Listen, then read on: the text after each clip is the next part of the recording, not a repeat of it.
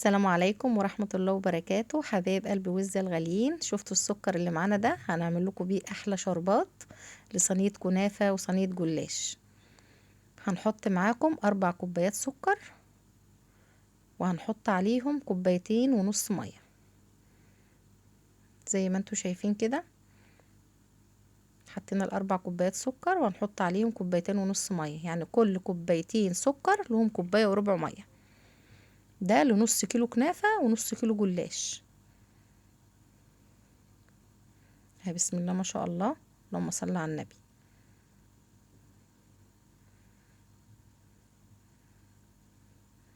وهنحطه على النار ونسيبه يغلي حوالي 3-4 دقايق، وبعد كده نحط له عصرة ليمون ومعلقة عسل كلوكوز.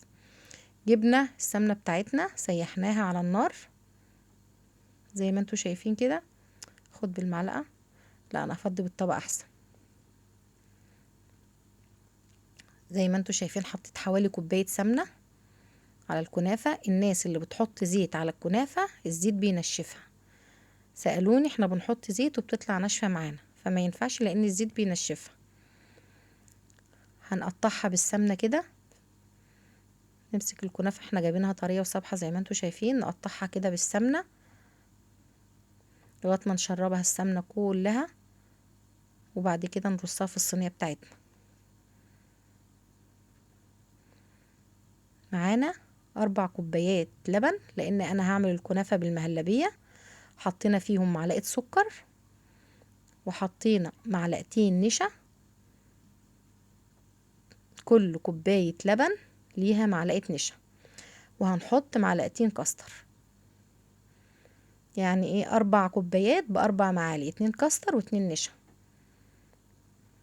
حطينا على البارد، وبعد كده هنرفعهم على البوتاجاز ونقلب كله وندوبه. وده الشربات طفينا عليه، ما جاتش معانا لقطة تصوير الليمون والعسل الكلوكوز، بس احنا حطينا عليها عصير ليمونة ومعلقة عسل كلوكوز.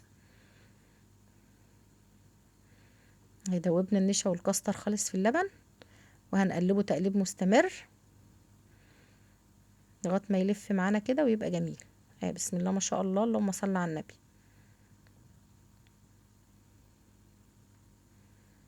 القوام بتاعها ما شاء الله كده تمام، القوام المظبوط، ما تبقاش ولا سايلة قوي ولا تخينة قوي.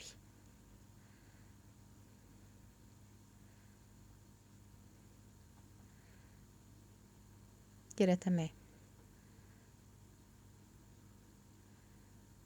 ما شاء الله. اهم حاجة التقليب المستمر. كده تمام، هنطفي عليها ونسيبها تبرد معانا سنة. وهنجيب الكنافة بقى اللي قطعناها بالسمنة البلدي وهنرصها في الصينية. انا ما دهنتش الصينية حاجة، ما فيش مشكلة، عايزة تدينيها دهنيها، ما تدينيش. كده كده الكنافة كلها سمنة.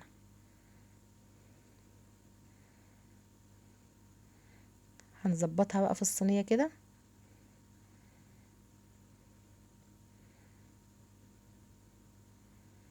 هنحط نصها في الصينية، بعد كده او الراق، وبعد كده ننزل عليه المهلبية، وبعد كده نحط الراق التاني. فردناها كويس، هنتك عليها بايدينا كده جامد، تك جامد خالص. ما شاء الله، اللهم بارك. كده كله تمام.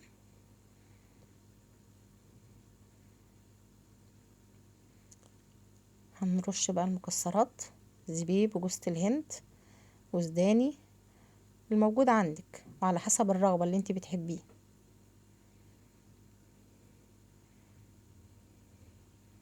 رمضان ما يحلاش الا بالكنافة والجلاش والقطايف والحاجات الجميلة. نزلنا المهلبية بتاعتنا. طبعا لو حد عايز يعمل 3 كوبايات لبن مفيش مشكلة، كوبايتين مفيش مشكلة. انا بحبها تكون كتيرة في الكنافة. حطيتها انا في النص، لو انتوا واخدين بالكم ما بجيبهاش ناحية الاطراف عشان ما تتحرقش. لو المهلبية جت على طرف الصينية بتتحروق، فانا بعد عن الطرف تماما زي ما انتوا شايفين عن حرف الصينية، سايبة مسافة، لان كده كده وانا بحط عليها الكنافة ممكن ايه تيجي شوية. رشيت برضو عليها مكسرات بسيطة، وهجيب بقية الكنافة واغطي بيها ايه المهلبية من فوق، واكمل بقية الصينية. طبعا مولعة البوتاجاز، الفرن بتاع البوتاجاز، وموطياه على ما اخلص اللي في ايدي، وبعد كده ادخلهم الفرن. ما بياخدوش في الفرن 10 دقايق ما شاء الله، يعني بحطهم على رف اوسط واشغل الشواية والفرن من تحت، وبيستووا مع بعض في نفس التوقيت. بحط الكنافة كده بالراحة عشان ما تتكاش على المهلبية يعني وتبوظ من الجوانب. بالراحة خالص كده ما شاء الله. عايزة اقول لكم بقى صينية كنافة زي العسل ما شاء الله.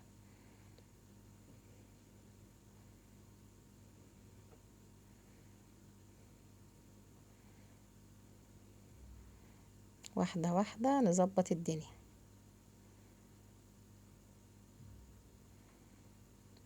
يبقى زي ما قلت لكم النص كيلو كنافة عملناه، وعملنا له ال4 كوبايات لبن. كل كوباية لبن لها كوباية نشا هرمية.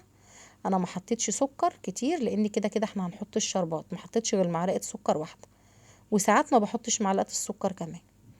هنسوي الكنافة بالراحة خالص زي ما انتوا شايفين كده، تاتا تاتا كده. ولو في حاجة على الحروف واقعة مننا وكده نشيلها. اهي ما شاء الله. هنجيب بقى الجلاش، ده نص كيلو. هنفرده بقى بالراحة، احنا هنعمله صوابع. هنجيب برضو المكسرات ونحط في النص. ما بكترش المكسرات في الجلاش عشان البنات بيفكوه ويطلعوها منه بصراحة يعني، فبحط حاجة بسيطة كده كده بيشيلوها. كل ورقتين مع بعض بنلفهم زي ما انتوا شايفين كده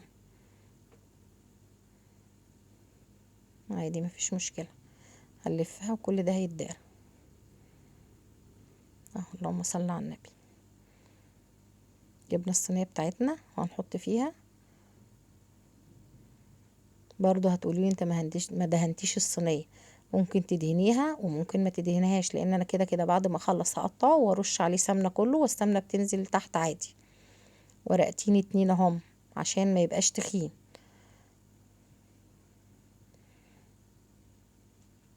سهل وسريع وما بياخدش وقت ولا مجهود ولا اي حاجة. ده نص كيلو ما شاء الله هيملى الصينية دي كلها.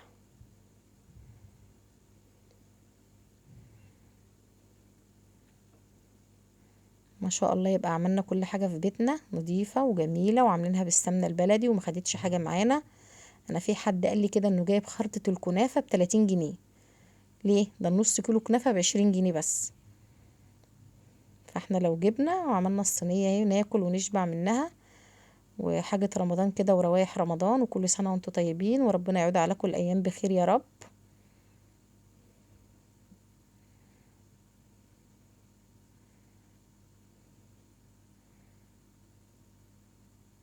ما شاء الله لفيناه كله وحطيناه في الصينية زي ما انتم شايفين ما شاء الله. نص كيلو ملاها.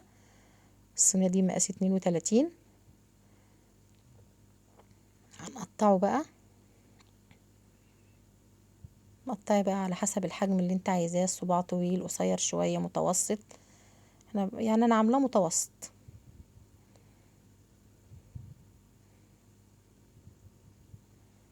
بعد كده بقى نسقيه السمنة من فوق وندخله الفرن. الشربات بتاعنا احنا عملناه في الاول على ما جهزنا الحاجة هو برد. السمنة نسقيه كده، نرش عليه بالمعلقة. لما تكوني حاطة الكنافة والجلاش السمنة مظبوطة وحلوة كده ومنغنغاه بيطلع طري وجميل. لكن لو انت حاطة السمنة قليلة بيطلع ناشف، ولو انت حاطة زيت بيطلع ناشف. زي ما انتوا شايفين ما شاء الله. بس كله سمنة، والسمنة بتسقيه من فوق وتنزل تحت برضو، يحمر من فوق ومن تحت.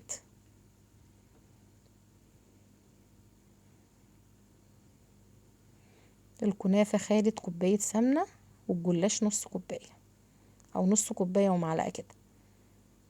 دي المقادير المظبوطة. والحاجة بسم الله ما شاء الله طالعة طرية وجميلة ومسكرة ما شاء الله. هندخلهم الفرن على درجة حرارة 180. طبعا انا مسخناه، خدوا 10 دقايق في الفرن. ده الشربات بتاعنا، حطينا عليه فانيليا. الجلاش طلع قبل الكنافة، هسقيه على طول. الشربات ساقع والجلاش سخن، هسقيه على طول اول ما يطلع. وبعد ما اسقيه بغطيه. لازم تغطي الكنافة والجلاش اول ما يطلع عشان يفضل طري وجميل.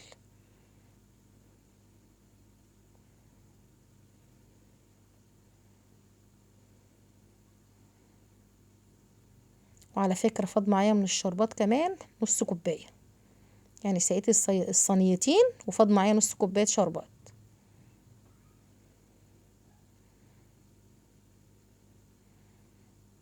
اللهم صل على النبي. اغطي على طول بقى عشان يفضل طري. وصينية الكنافة طلعت معانا، يا دوبك سقيت الجلاش طلعنا الكنافة. ما شاء الله، قبة وجميلة وعالية ازاي، ما شاء الله.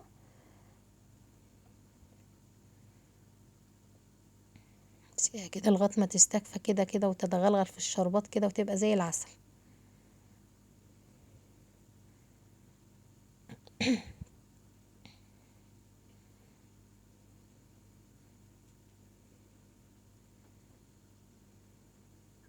برضه هنغطيها على طول اول ما نخلص.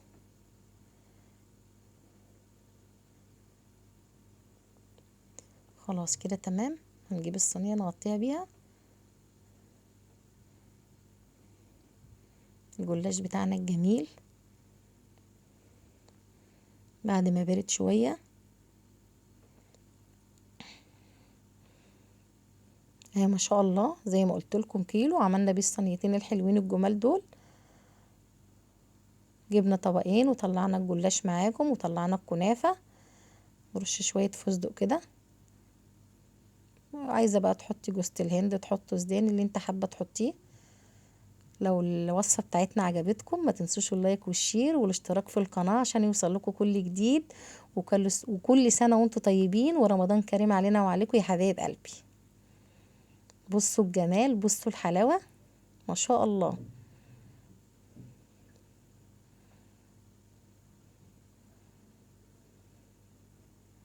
ما شاء الله، بتتكلم عن نفسها. بألف هنا وشفا يا حبايب قلبي وز. شفتوا المهلبية في قلبها عاملة ازاي؟ طبعا انا عاملاها ساعة السحور، مش هينفع ادوق بعد ما اتسحرت ارجعها مكانها تاني. بس انا بوريكم بس. ما شاء الله.